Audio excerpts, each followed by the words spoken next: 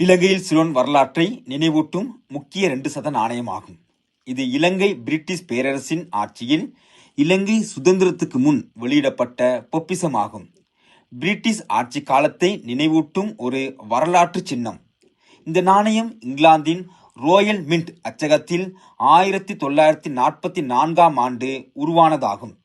உறுதியான வெண்கல கலவையுடன் துருப்பிடிக்காத தன்மையும் நீண்டகால பயன்பாடும் கொண்டதாகவும் சிறு வர்த்தக பரிவர்த்தனைக்கு பயன்பட்டதும் இந்த காலத்தில் ஆங்கிலம் ஆட்சி மொழியாகவும் சிங்களம் தமிழ் மக்கள் மொழியாகவும் விவசாய பொருளாதாரத்தை கொண்டதாக காணப்பட்ட காலப்பகுதியில் பயன்படுத்தப்பட்ட நாணயமாகும்.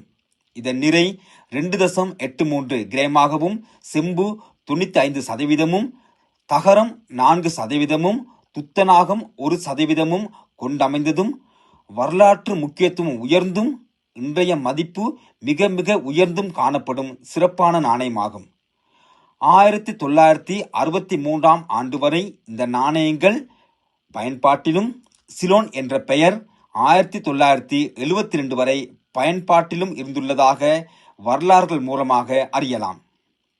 இதன் முன்பக்கத்தை அவதானிப்போமானால் 1895 டிசம்பர் 14ஆம் திகதி இங்கிலாந்தில் பிறந்து 1936 தொடக்கம் 1952 வரை பிரிட்டன் மன்னராக ஆட்சி புரிந்து 1952 பிப்ரவரி 6ஆம் திகதி மரணமடைந்த 6ஆம் ஜோர்ஜ் மன்னரின் இடப்புற முகப்படமே இதுவாகும்.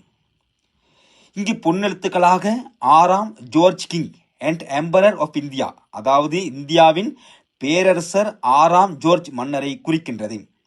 இவரது முழு பெயர் ஆல்பர்ட் பிரெட்ரிக் ஆர்தர் ஜோர்ஜ் என்பதாகும். இவரது ஆட்சி காலத்தில் 1947 இந்தியாவும் 1948 இலங்கையும் சுதந்திரம் அடைந்தன. மன்னரின் உருவப்படத்தை இங்கிலாந்தின் அரச நாணயசாலையின் புகழ்பெற்ற சிற்பி தோமஸ் ஹாம்ப்ரி பேஜெட் வடிவமைத்துள்ளார். இந்த முன்பக்க நாணயத்தை சுற்றி அழகான சிற்ப வேலைப்பாடுகள் காணப்படுகிறது. இந்த நாணயத்தின் பின்பக்க தோற்றத்தை அவதானிப்போமானால்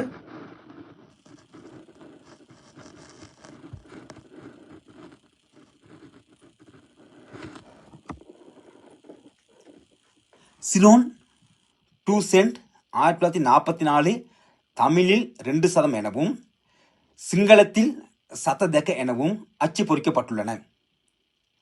ஆங்கிலம் சிங்களம் தமிழ் கொண்டு சிலோனின் பன்மொழி பண்பாட்டை காட்டும் சிறப்பான நாணயமாகும்.